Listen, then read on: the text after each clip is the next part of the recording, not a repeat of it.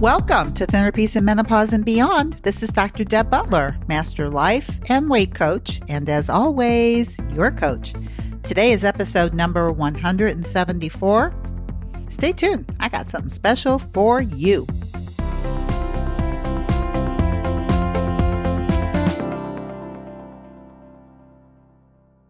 Hi, everybody. How are you today?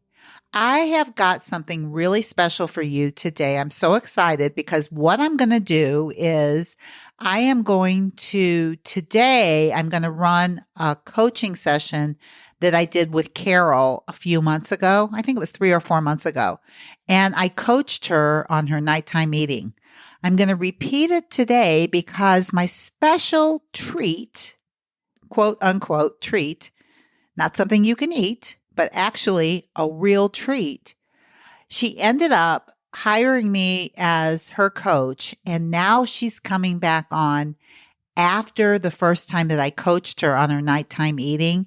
And now she's going to actually share her experience working with me and how everything has changed for her, including her nighttime eating. So in this episode, you're going to hear me coaching Carol for the first time. She was just a listener, just like you. She had written me a letter, which I read on the podcast, and I coach her because she was brave enough to come on and let me coach her on the letter that she wrote me. So that's what you'll hear today. And then you've got to come back next week, which will be episode number 175, because then I'm going to interview Carol after working with me, her processes, where she's at now with nighttime eating. Seriously, you will not believe it. She's got so much to share with you. So for today, enjoy my coaching session with Carol, and please don't forget to come back next week for episode number 175 to hear the real deal, because this is what I've always wanted for you, is for you to hear a before and after, like what somebody sounds like before they start working with me and what they sound like after. I finally have one for you. Enjoy the coaching session. Hello, Carol. Welcome to my podcast. Hi. Hi. I'm so glad that you were willing to get coached. Well, I'm delighted to be coached. You're going to be talking about things that are going on inside of you. And I think that when you do that, what you're going to have is you're going to have a whole lot of people going, that's me.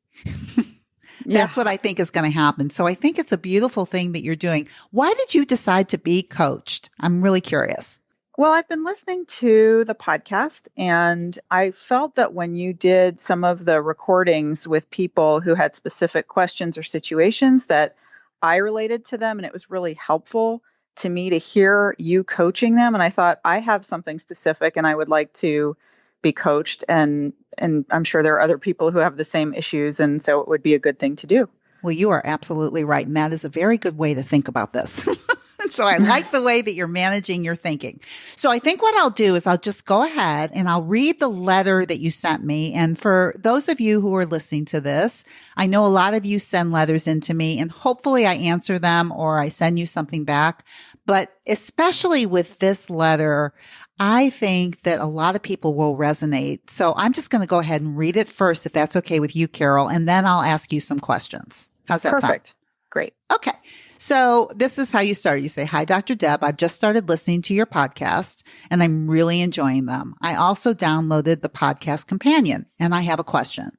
My biggest obstacle to weight loss is eating too much at dinner during the work week and continuing eating until bedtime.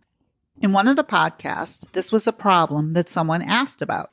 And your response was that using willpower to stop this behavior would not work over the long term. My question is, what is it that we should be using other than willpower to stop eating when we are not physically hungry? When I am in this red zone, because that's how I think of it, I know intellectually that I do not need to eat anymore and that I am physically full, but I crave more food. I feel hungry or over desire. I am trying to understand how to stop or get past these feelings. This type of overeating in the evenings after work has become habitual. So I know that I have a lot of mental work to do to stop it. So thank you in advance for your thoughts. Okay, so why don't you, to start out with, just give me a little background on yourself, like how old you are and what, if you have a little bit of a history with weight. So I think people can understand a little bit about where you are, and then we'll talk about this letter. Okay. I'm 46, about to be 47. And I've always, I think since the time I was about 14 after puberty, I've always been like a little bit chubby, at least in my opinion, although I look back at photos of myself at that age and I think, wow, I would love to look like that. I would say that I probably have always felt like I need to lose 10 to 15 pounds. And I did Weight Watchers after having each time I had a kid, I would do Weight Watchers and I'd get back down to a comfortable place and then it would kind of creep back up. Mm-hmm. And I've tried lots of different programs, styles of eating, and I always do end up losing the weight to a place where I'm happy and I feel good about myself, and then it creeps back up when I start incorporating normal eating, or what I considered to be normal eating, back into my life. Okay. So right away, what I hear from you is you think that there's normal eating, Mm-hmm. and then there's another kind of eating. Yeah. Right. And it sounds to me like the other kind of eating that you're talking about are your diet plans. Correct. Right. So let me ask you this. What would you rather do? Do your normal eating, or would you rather do your diet plans? Normal, of course, normal eating. Of course. So Yeah. you have to be really careful how you talk to yourself. Mm-hmm. Because the type of eating that I talk about in the podcast and how we talk about it is it's being connected to your body, right? That's all it really is. And we want that to be normal. Right. Most of us don't know what normal is. We just think overeating and eating foods that don't serve us is normal. Tell me where I'm wrong. No, I think you're right. Mm-hmm. And I think that's what you want to be. I think you think that you want to be normal. Mm-hmm. And that there's something wrong with you because you can't do normal eating. Yes. I feel like when I am doing what I consider to be normal eating, which is kind of not worrying about carbs or whatever the thing is that, I shouldn't be eating, that's in my mind, like what a quote unquote normal person would be doing. They wouldn't be worrying about all this stuff. Mm-hmm. So here's the thing. Wouldn't it be lovely to not have to do that in your own mind? Yes. Yeah. And I think what happens, because like the story you're talking about for yourself is basically my story, only I was a little bit older. But, I was more like 25 to 35 pounds over the weight. It sounds like you're the 10 to 15 pounds all the time that you're taking on, gaining and losing. So it's like, why do you think you don't gain, more than 15 pounds? I don't know. I got genetics. I have no idea. I don't know. But that's really interesting to me. Mm. Because somehow you can do whatever you think is normal. But when you get to a certain number, you stop. Mm. Why do you think that is? I don't know. I mean, I think I get to a place when I say, like, I don't like the way I'm feeling or looking, and then I've got to do something about it. Mm-hmm. That's when I stop. And so you're very motivated at a 15-pound weight gain to lose your weight. Yeah. Really Right. like 10. 10. 10 is where I start to feel like, okay, I've got to do something. Okay. So Yeah. there's a lot of people out there going, oh my God, 10 pounds. If I could, because there's people out there that have 100 pounds to lose, Yeah. 50 pounds to lose. But what I want you to know and what everybody that's listening to, it's all the same problem in the mind. The burden is the same. You have a 100-pound burden in your mind, Yeah. right? Because it bothers you just as much as somebody that has more weight to lose. It's the exact problem. Yeah. And I just think you get to a point where you just go, I've had enough of this. And that's probably like, what was it in my podcast that said, I don't want to do what I've been doing again? I think it was listening to your history of how you did Weight Watchers and gained and lost so many pounds. I think you said like maybe 250 pounds over the years. Altogether, yes. All together. Yes. And I just so identified with that Mhm. cycle of losing weight, feeling good, celebrating it and then gaining it back and just continuing to do that again and again and again. And I just don't want to do that anymore. Okay. So here's a question for you. So your letter basically is saying, and this is my guess, is what your normal eating is that you like to eat at night. Yeah. And that's the normal eating that you want to go back to that you don't get to do when you're doing your special plans. Tell me where I'm wrong. It's a little bit different. I think when I'm doing special plans, I might have the nighttime eating, but I'm restricting the kinds of foods that I would eat during that time period. Okay. And would you be restricting how much you're eating too? Yeah, I would be trying to, but it's a really tough time for me. Even when I've lost weight, I've been able to, what I end up doing is kind of what you talked about, restricting during the day and then having a lot in the evening or in dinner through bedtime, but it's stuff maybe that's not what I would consider to be, I don't know, bad, or, it's more like fruits and vegetables and, things like that kind of fill you up. Maybe like a piece of dark chocolate, something like that to be the sweet thing instead of having a cookie. But it's still a volume of food in the evening. Okay. So and I can really relate to this too. So even when you are on a special diet plan and not doing your quote unquote normal eating, you still like something where you can be eating when you're not hungry at night. Yeah. And you can still lose weight. Yeah. Yeah, I totally relate to that. So really what you're wanting to do is to get rid of that need, that over desire to eat at night when you're not hungry. Correct. That's exactly it. Okay, which is really, I got to give you a lot of credit for wanting to do that because you could keep your weight off without it. Yeah, I guess so. But it's still, I realize that the if I didn't eat at night, then it just wouldn't be a problem. Like if I could just have a regular dinner, like a normal, healthy dinner and maybe something, I could have something sweet and then be done and not go back into the kitchen and not go back into the pantry. I would, I'm sure, be so much healthier and thinner. Why don't you tell me the last time that you overate? And we can just look at it. Yeah, at night. I will. It was a few nights ago, and I've been trying to be much more aware and conscious, so that's been helping. But even though I was aware of what was going on, I was looking at my hunger scale, and I knew. So I had dinner. Okay, tell me exactly what you ate. We're going to bring everybody through it. Like, where were you on the hunger scale when you started your dinner? Okay, so let me see if I can remember this. I probably started dinner at like a -2. Okay, so you know that you were just getting ready and you were just starting to be hungry, and that's where we like to eat. Okay.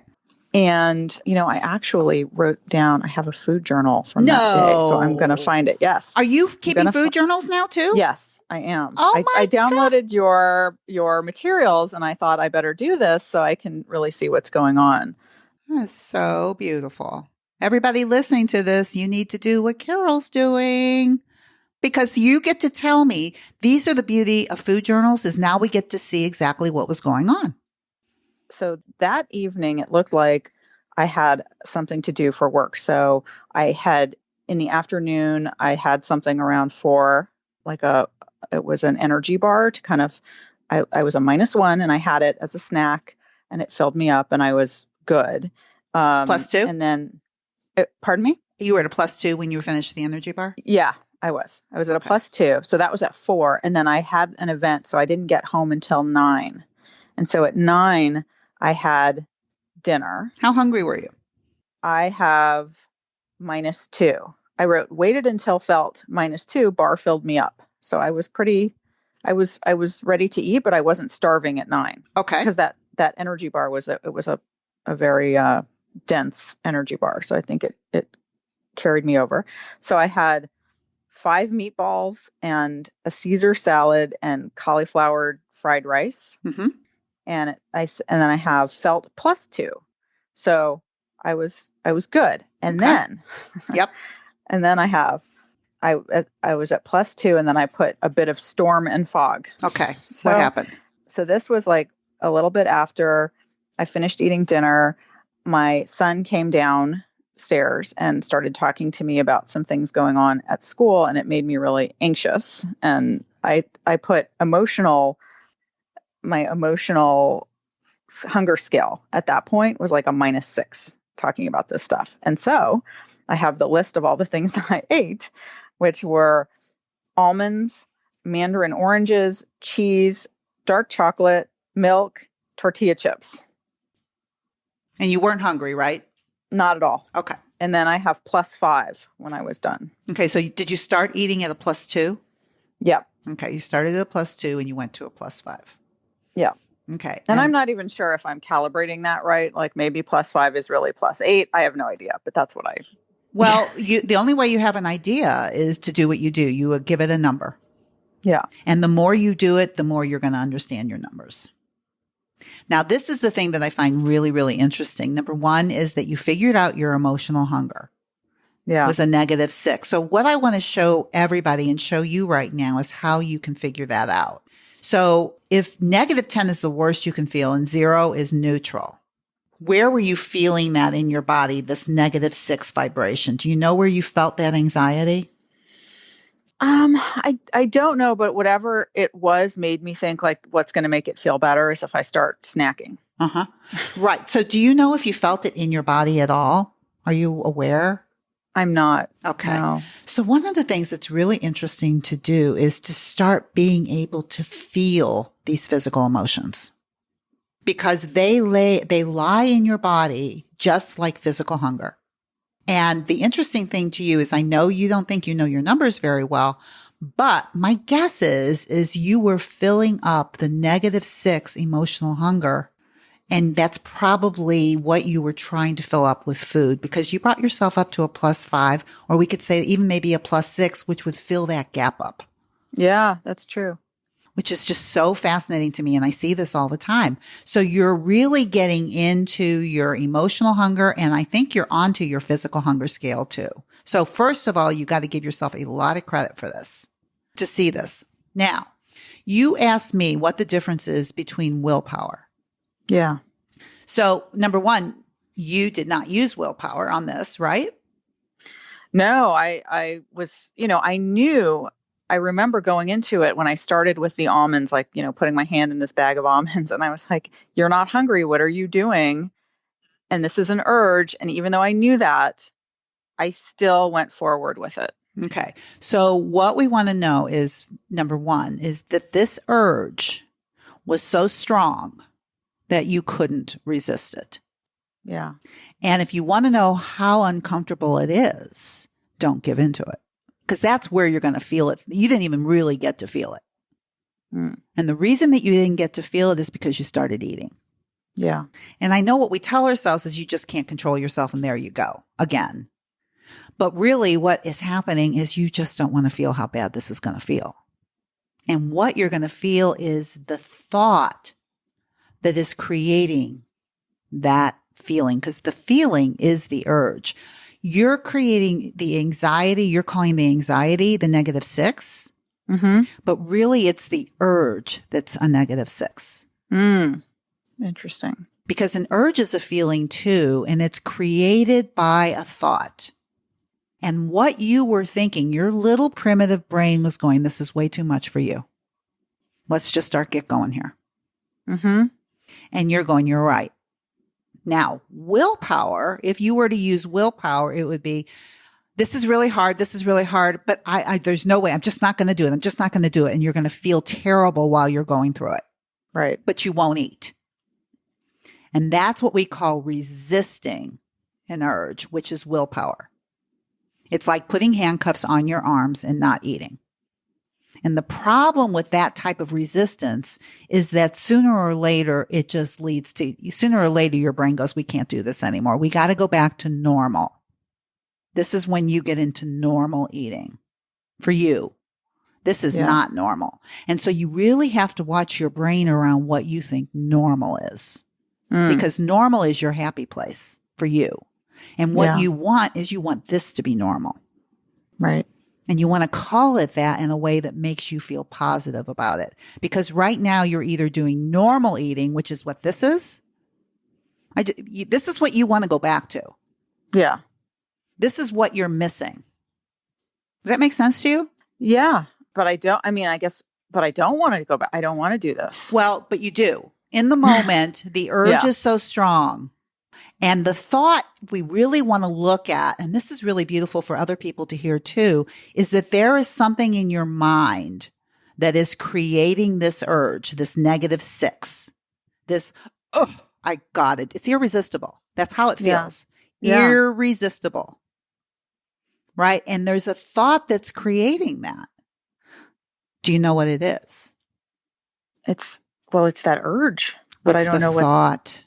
it's the thought. Yeah, the urge is a feeling, and all feelings are created from thoughts. So there's a thought that creates the urge, and it's very repetitive. So it's really easy to miss it. Yeah, go ahead. I think, well, what I'm thinking, I am thinking to myself as I'm, reaching into the bag of almonds or grabbing, it's like, I want this. I just want it. Okay. And that is the thought. As simple as that is what's creating the urge. This is not rocket science. I know you were looking for something really, secretive. Yeah. But that's what many of the thoughts that create urges are, that simple. I want it. Now, it's not like I want it like a 0 or a -1. I just want it. It's like, I want it now. Yes. It's like the screaming toddler that I talk about in my podcast. Yes. Screaming. You can't stop me. I can eat it. I'm not going to sit here and feel this. I got to have it. Yes. That's what you're up against. And the problem is that since you've probably been 14 years old, you've been rewarding this. Yeah. And so it's a reward center, and it knows it's going to get it. And all through every diet plan and everything that you've ever done, your little brain knows you're going back to normal. Yeah. And that is what you want to stop. But in order to stop it, you've got to be able to know that just because you want it doesn't mean, I don't want to cuss, but it doesn't mean anything. It doesn't mean anything any more than when you take little kids into a grocery store and they see candy and they start screaming for it. It doesn't mean anything just because they're screaming for it unless you keep giving it to them. Right. Then what they learn is that all they have to do is scream louder and they'll get it. So what is the thought process that I should be going through to tell the screaming toddler to stop screaming? Compassion. Okay. Because what you want to do is actually allow it to go through. I know how bad you want it, sweetheart. Just like you could take a screaming kid. I mean, what are you going to do with a screaming kid? Exactly what you've just said. I know how badly you want it, sweetheart, and now we need to leave the store. And that's probably what you're going to have to do at that point. It's like you probably can't continue grocery shopping because they're going to scream because they're used to getting it. Yeah. So for you, it's just like this loving kindness that you want to apply to yourself that you actually don't think you deserve. And this is not easy work, but we call it managing urges. So we can mindfully manage a thought with a thought, which is, I want it. And it creates this strong urge. And then the managing thought is, sweetheart, you really don't. It's not going to give you what you want. I know how bad you want it. And when you can get through that and allow it and go through the whole thing, you become just a drop more powerful. And is it your experience with your clients that in the same way that, years of building up the habit of doing something like what I've been doing, if you start not resisting, because that's not what we're talking about, you start managing your urges, do they dissipate? Do they go away? Do things change? Or is it always that, the screaming toddler has to be dealt with? Okay, so let me ask you this as a parent. Yeah. If you have somebody screaming in the grocery store and you stop giving them what they want, do you usually find you can take them back in the grocery store and they stop the behavior? they might whine a little bit, but they know they're not getting it, and then they'll stop. But it doesn't go away entirely. Okay, but see, what I find is that over time they totally forget. Over time. It's like if you stick to your guns, this is just childhood development, and this is just discipline. How you discipline a child. Yeah. Is if you're consistent, they'll stop because it doesn't work. The only reason your brain's doing what it does is because it's rewarded. Our brain centers, that part of our brain, the way it works is it works on reward, and it's getting rewarded. So if you want to, this is Pavlov's dog with the salivating right now at night, and you have this negative emotion and you're like salivating. Yeah. And if you want to stop it, you have to manage it. And the management, this is like we call managing urges. And what you probably have done many times in the past is resisted it or used willpower. Yes. That's all I've done. That's all you've done. So you understand what the willpower is. Yeah. And the allowing is to actually being able to see the thought for what it is and to manage it with a new thought and then practice it. Because what I have my clients do is I have them actually create an urge worksheet where you write down the thought that creates the urge for you. And what I do with all my clients is as simple as I want it. That is probably one of the most common thoughts that throws tantrums. I want it. Or I see it. Or it's there. And we say, oh, yeah, right. Okay, well, here you go. As opposed to just because you see it, just because you want it, or just because it tastes good. That's a really good one. It's delicious. That's the reason we should overeat. For no reason. I mean, just eat, even though we're not hungry, because it tastes good. There's no reason in the whole world to eat because it tastes good. You eat when something tastes good, when you're hungry, and something can taste as good as it can possibly taste. And then when you're at a +2, you're done. In the evening, my guess is that there's a lot of things going on. I'm not sure what you're doing in the day, but my guess is you probably have a lot of thoughts about what evening even means to you. Yeah, I've really tried to think about why this is something in my life, and it's the evening is when I finally get to relax, when I finally get to release, and I think eating has become part of relaxing. Beautiful. So now you know that too. For everybody that's listening, that was my MO. I believed it was time to relax and that food was for relaxing. Yeah. That is a lie you tell yourself. That is not true. Food is not for relaxing. If you're hungry, there is nothing more that will make you feel better or relax, for that matter, if you're hungry. It will calm everything down. If you're not hungry, it does nothing. It actually ends up making you feel worse after you realize that you've eaten a lot. Exactly. Tell me, if you want to feel less relaxed, just go against what you think is good for you. Yeah. And tell me how relaxed that feels. I just want to relax. Really, what you want to do is you want to relax from your day. And your little brain thinks the easiest thing to do is to eat. It's a lie. It sounds good. It's everything that you're saying, 1 million people out there are thinking just like you. But it's no reason to eat.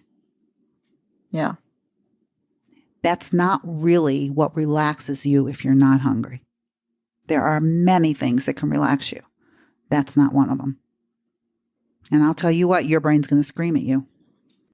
So I'm curious. I mean, I've been listening, to some of your podcasts, and you've talked about how it's like the river of misery or whatever you called it when you're not resisting, but you're managing urges. Yes. And I'd love to hear from you just some ways to talk to yourself or cope with those urges when you're going through them. Because right now, when we're talking about this, it sounds like, okay, I can do it.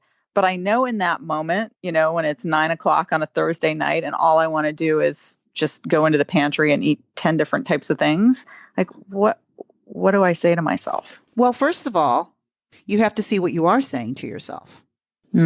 You think that going in and eating all that stuff is actually going to help. And it's not. It's causing all your pain. Yeah. Right. And so once you can get around that, because the pain that you have now, since you've been, let's just say since 14 years old, we'll give you a little leeway that maybe it didn't start up till you were 20. Who knows? Yeah. But like from 20 to 46. So for 26 years, it's been like that. Yeah. But really, in reality, it's just your little brain thinking it's the answer, but it's caused all of this suffering for 26 years. And you think that allowing an urge is harder than what you've been putting up with for 26 years. The answer isn't allowing the urge because that pain goes away. Mm. The pain that you have never goes away. Mm-hmm. In the moment, you tell yourself this is better, but it's not. It gives you nothing. Now, I think you're a pretty smart woman. Now, you tell me, are you ready to get rid of 26 years of suffering to go through and manage and allow some feelings and urges to come through? Absolutely. Knowing that it will lead to everything that you want. No question. I mean, it's a no-brainer, of course. And it's going to be not as much of a no-brainer when the emotions get strong. Right. The emotions are just urges. The irresistible feeling. But talking to yourself, it's not like your brain goes away. It's still there. Yeah. With the screaming toddler screaming louder. And being able to love on yourself at best is, come on, sweetheart. You'll be okay. Every time you do it, it will get easier. The river of misery does not last. The river of misery of 26 years has not gone away because of this. Mm-hmm. And urges come from all kinds of things. I mean, it's not just eating. But we're talking about eating right now. But being able to manage those so that you get the results that you want is what you're looking at. And being able to tell yourself that you can honor your own commitment to yourself is major. Yeah. Does that make sense? Definitely. Yeah. So the difference between willpower or resistance and allowing is what we're talking about. And that's what your question was about. And you're working on allowing instead of resisting. And once you allow enough, it will become much more automatic. Just like you could take a kid in a grocery store and they stop screaming for the candy. Mm-hmm. Your brain can be trained. That reward center can be turned off. That's great news. It should be great news. Yeah. It should be great news. And for everybody that's listening, I'm sure it's a different experience for you right now being coached than hearing me on the podcast. Yeah. Right? Because I'm taking you through it and letting you see your own mind. Yeah. And it's very difficult. Yeah. Being coached, it's very specific to your situation and your exact need. So it is different. Good. Okay. So do you have any other questions for me right now? Because I think this is going to be helpful for so many people because I get lots of letters. That's why I told you I wanted to coach you on the urges and what you call the red zone. Yeah. You need to change your thinking because when I think of a red zone, I think of something I can't do anything about. Mm-hmm. It's dangerous. Yes. And I think that makes you automatically, just knowing you're going into the red zone makes it harder. I agree. I literally have driven home from work thinking I'm entering the red zone. Exactly. And so all I can tell you is a thought like that, like when you think I'm entering the red zone, how does that make you feel? Terrible and kind of scared and anxious. Yeah. Okay. And so like what you're trying to do is stay away from those emotions to begin with anyway. Yeah. So you're creating them before you even get home. Yeah. Right. And then you're trying to use willpower not to feel that. Yeah. So I can't tell you specifically what to think. You have to know that what you are thinking isn't working. Mm-hmm. And that the red zone is a choice. Now, the fact is you're home from work or whatever it is. There's a fact, or it's 6:00 or whatever. Those are facts. To think of them as a red zone is a option. Yeah. Yeah. I think if you, it's probably the biggest learning zone you're ever going to have because it'll take care of everything for you. You'll never have a problem again. That's amazing to think about. Well, but it's true. Yeah. Isn't it? Yeah. Yeah. I mean, you're telling me this is the problem and you're saying it's the red zone. I'm saying what if it's the zone that changes everything? Yeah. If I get this, I get it all. I'm done. I love that. I'm done. Thank you.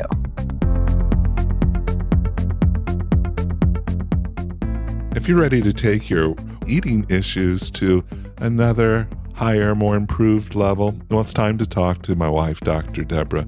She's helped hundreds and thousands of people. Just visit drdebbutler.com/work with me.